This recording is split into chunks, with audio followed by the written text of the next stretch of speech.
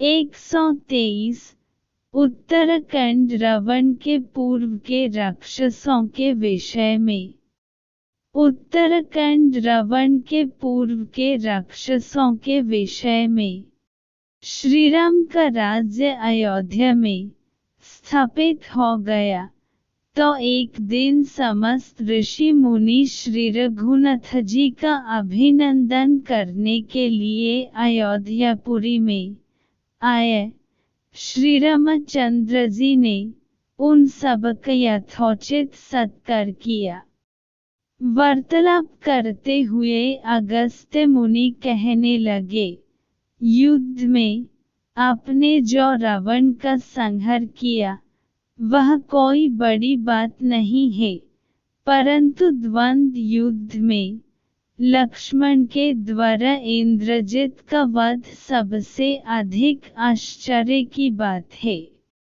यह मायावी राक्षस युद्ध में समस्त प्राणियों के लिए अबाध्य था। उनकी बात सुनकर रामचंद्र जी को बड़ा आश्चर्य हुआ।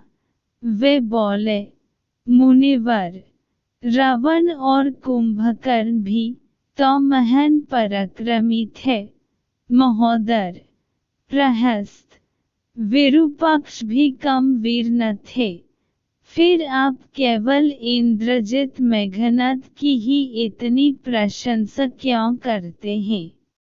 इस पर अगस्त्य मुनि बोले, इस प्रश्न का उत्तर देने से पहले मैं तुम्हें रावण के जन्म, वर प्राप्ति आदि का विवरण सुनाता हूँ। ब्रह्म जी के पुलस्त्य नामक पुत्र हुए थे, जो उन्हीं के समान तेजस्वी और गुणवान थे। एक बार वे महागिरी पर तपस्या करने गए। वह स्थान अत्यंत रमणीक था, इसलिए ऋषियों, नगों, राजर्षियों आदि की कन्याएं वहां क्रीड़ा करने आ जाती थीं। उन कन्याओं की उपस्थिति के कारण उनकी तपस्या में विघ्न पड़ता था। उन्होंने उन्हें वहां आने से मन किया।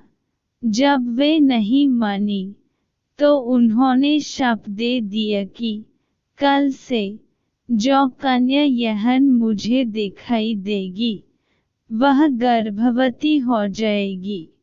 शेष सब कन्याओं ने तो वहां आना बंद कर दिया, परंतु राजर्षि तृणबिंदु की कन्या शाप की बात से अनभिज होने के कारण उस आश्रम में आ गई और महर्षि के दृष्टि पड़ते ही गर्भवती हो गई।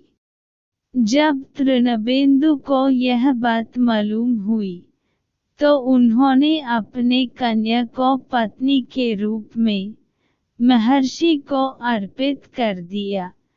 इस प्रकार विश्रवा का जन्म हुआ, जो अपने पिता के समान वेदविद और धर्मात्मा हुआ। महामुनि भरद्वाज ने अपनी कन्या का विवाह विश्रवा से कर दिया। उनके वैश्रवण नामक पुत्र हुआ। वह भी धर्मात्मा और विद्वान था। उसने भारी तपस्या करके ब्रह्म जी को प्रसन्न किया और इंद्र तथा वरुण के सदृश लोकपाल का पद पाया। फिर उसने त्रिकुट पर्वत पर बसी लंका को अपना निवास स्थान बनाया और राक्षसों पर राज्य करने लगा। श्रीराम ने आश्चर्य से पूछा, तो क्या कुबेर और रावण से भी पहले लंका में मांसभक्षी राक्षस रहते थे? फिर उनका पूर्वज कौन था? यह सुनने के लिए मुझे कौतूहल हो रहा है। अगस्त्य जी बोले, पूर्व काल में ब्रह्म जी ने अनेक जल जंतु बनाए और उनसे समुद्र के जल की रक्षा करने के लिए कहा।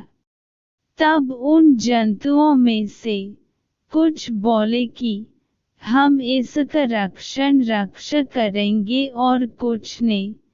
कहा कि हम इसका यक्षण पूज करेंगे। इस पर ब्रह्मा जी ने कहा कि जो रक्षण करेगा वह राक्षस कहलाएगा और जो यक्षण करेगा वह यक्ष कहलाएगा। इस प्रकार वे दो जातियों में बंट गए। राक्षसों में हैती और प्रहैती दो भाई थे। प्रहैती तपस्या करने चला गया, परंतु हैती ने भय से विवाह किया जिससे उसके विद्युत्केश नामक पुत्र उत्पन्न हुआ।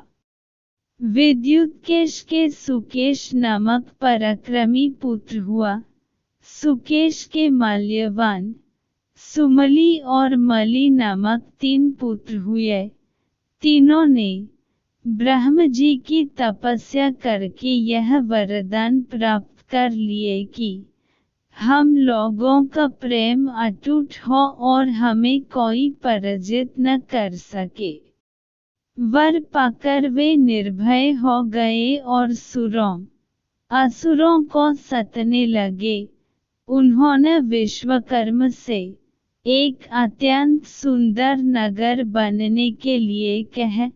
इस पर विश्वकर्मा ने उन्हें लंकापुरी का पता बताकर भेज दिया। वहां वे बड़े आनंद के साथ रहने लगे।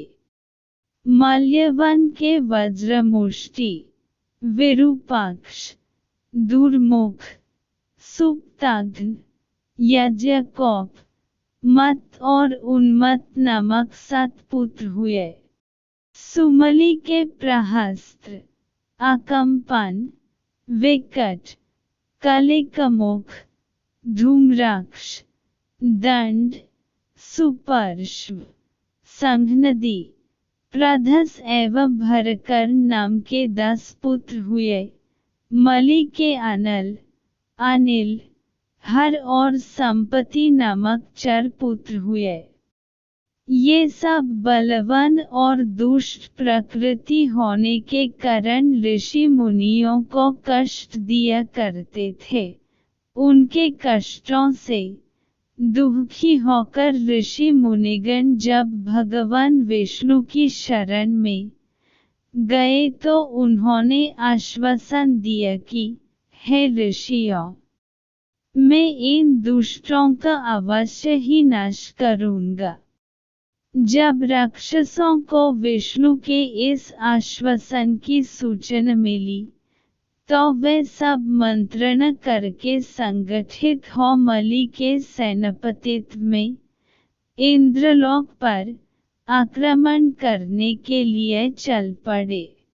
समाचार पाकर भगवान विष्णु ने अपने अस्त्र शस्त्र संभले और राक्षसों का संहार करने लगे। सेनापति मली सहित बहुत से राक्षस मारे गए और शेष लंका की ओर भाग गए। जब भागते हुए राक्षसों का भी नारायण संहार करने लगे तो माल्यवान क्रुद्ध होकर युद्धभूमि में लौट पड़ा। भगवान विष्णु के हाथों अंत में वह भी काल का ग्रास बना।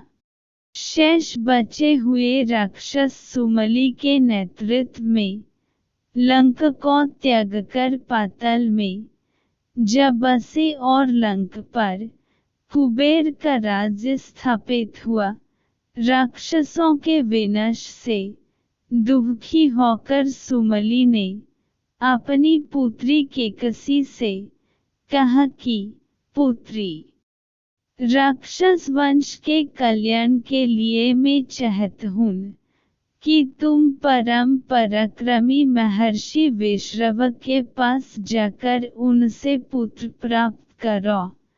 वही पुत्र हम राक्षसों की देवताओं से रक्षा कर सकते हैं।